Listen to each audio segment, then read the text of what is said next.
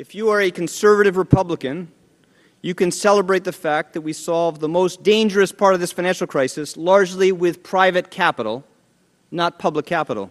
And you can welcome the fact that we have reduced those investments in the American financial system to a tiny fraction of those I inherited, and every day we are working to extract the government from those remaining investments.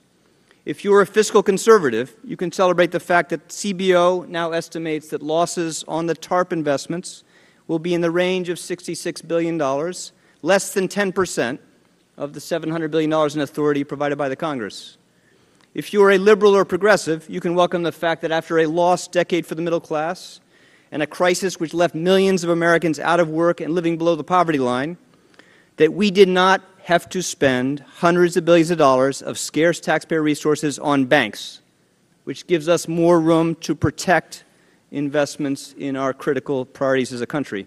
If you care about manufacturing, you can celebrate the fact that the American automobile industry is stronger, leaner today than it was before the crisis, and that businesses across the country find it easier now to raise capital, to access credit than they did before the crisis and in the peak of the crisis when we took office. And of course, all Americans should be relieved that their savings today are safer and more valuable than they were in the fall of 2008, and that we were careful custodians of their scarce resources. Now, I know a lot of people who voted for TARP decided later that they had to distance themselves from that vote by disparaging the programs, but I think they should be proud of the votes they cast. They were on the right side of history.